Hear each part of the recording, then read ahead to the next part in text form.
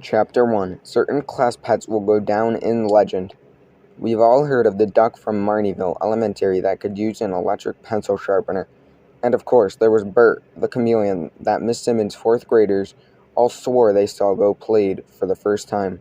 Some kids at my cousin's school still whisper about a goldfish that could see 15 minutes into the future, but was cursed with the inability to tell anyone what he had learned, because it was a goldfish. Impressive as these creatures are, none of them can compare to Hamster-saurus rex. He was a giant among rodents, a folk hero for all time. He was the pride of Mr. Copeland's sixth grade class. Most of all, he was my friend. No one knew where Hammy Rex came from. All we knew is that when we returned to school after Columbus Day, there was a hamster in a cage in the corner. Mr. Copeland seemed as surprised as anyone. "Well, kids, I guess we have a hamster now," he said with a shrug. "No one at the school ever tells me anything." "I wish this hamster was a turtle," said Tina Gomez. "Do you think the pet shop has an exchange policy?" "I bet we could return him and get like 150 snails," said Wilbur Weber. Wilbur had a lot of snails at home. I guess it wasn't enough. I looked into the cage. At first glance, he appeared to be a normal hamster. Orange fur, pink nose, beady black eyes. Then he opened his mouth and made a weird growling noise. The other kids were startled, even though he was the size of a muffin. This hamster wasn't afraid of anything. "I think the new hamster is cool," I said, drawing a quick sketch of the little guy in my notebook. "Nah, I think that it's dumb," said Beaver Vanderkoff, squinting at me from across the room. "His real name is Kiefer, but the only teachers call him that." "Stow it, Beaver," said Dylan D'Amato. "She's my best friend. She's pretty fearless." "Kids enough," said Mr. Copeland, frowning. Martha Cherry raised her hand. Arnold, may I address the class, please?" she said. Everyone but Beaver rolled their eyes. "Okay, Martha," said Mr. Copeland, "but seriously, you have to call me Mr. Copeland, okay? We've been over this." She nodded and turned to face the rest of us. "Classmates, I just wanted to tell you that even though having a pet seems like fun and games, in reality, it's a huge responsibility that you're probably not ready for." Why?" asked Dylan. Martha Cheery rubbed her the wrong way like no one else. "Because, Dylan, most of you are careless and quaint and frankly immature. I took an online quiz and it said my mental age is 45, so..." "Caring for a hamster isn't rocket science," said Dylan. "You give it food and water every day and change the wood chips once a week. I think we can handle it." "Well, my Uncle Tony happens to be a zoologist who specializes in hamsters, and he said it's much more complicated than that," said Martha, with a smug look on her face. "I just think it would be best if we were to pick someone, a person known for being very, very responsible, and assign her the duty of caring for our beloved new class pet." Mr. Copeland sighed. "Yes, fine, Martha, you can be hamster monitor." She squealed with glee, an incredibly disturbing sound.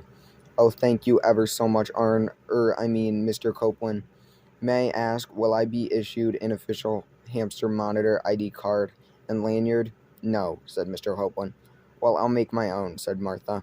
"Knock yourself out," said Mr. Copeland. "Okay, so who's ready to learn about pilgrims?" "Excuse me, Mr. Copeland." Martha had her hand up again. Mr. Copeland rubbed his temples. "Yes, Martha. I think the new hamster should have a name." "Fine. As hamster monitor, I officially decree that the hamster's name is Toothbrush." This prompted a chorus of boos from the other kids. No, no, no," said Coraline Moody. "Let's call him Zoltrox the Destroyer." More boos. "What about Shelley?" said Wilbur Weber. Still more boos. Maybe Wilbur could only think of good names for snails. "I think the hamster should be called Martha Jr.," said Beaver The boo stopped. Everyone stared at him in silence. I mean, I don't know, whatever, he said. Man, everyone shut up. Suddenly, the perfect name came to me in a flash. I didn't dare speak up again for fear the provoking beaver further. Instead, I wrote it on a scrap piece of paper and passed it to Dylan while Mr. Copeland wasn't looking. Dylan read the note and nodded, satisfied. Look, we're calling the little dude Hamster-saurus Rex, she said to the class. End of discussion.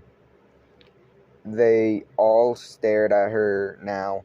Coming from me, the name would have been a hard shell, but most people actually liked Dylan. Just look at its tiny little T-Rex arms, Dylan added with a shrug, and like it was obvious. The class did look. Everyone agreed that his arms were indeed very tiny. I don't know, Dylan, said Tina. I guess I see the arm thing, but how else does he look like a dinosaur? He doesn't, the hamster growled. Again, that settled it. The 6th grade class hamster was officially Hamster-saurus Rex. Everyone seemed happy about it, except Beaver. He must not have been pretty attached to the name Martha Jr. Now, about those pilgrims, said Mr. Copeland. So, way back to the 1600s, everybody wore those funny hats. Excuse me, Mr. Copeland? Once again, Martha had her hand up. Martha, said Mr. Copeland, gritting his teeth, we've already spent a lot of time talking about hamsters this morning. So, if the sentence you are about to say contains the word hamsters, I'm going to have to ask you not to say the sentence, okay? She nodded. Now, does the sentence you are about to say contain the word hamsters? Martha shook her head. Okay then, Mr. Copeland said. What is it? As official monitor of a specific type of rodent, I just wanted to tell you that the specific type of rodent is gone. What? Said Mr. Copeland. Just look, Martha said. She pointed at the cage. Sure enough, it was empty. The little door swung open on its hinges. Well, kids, said Mr. Copeland, scratching his head, I guess we don't have a hamster anymore. That was the end of chapter 1, so subscribe and like the video to see next chapter. Thank you.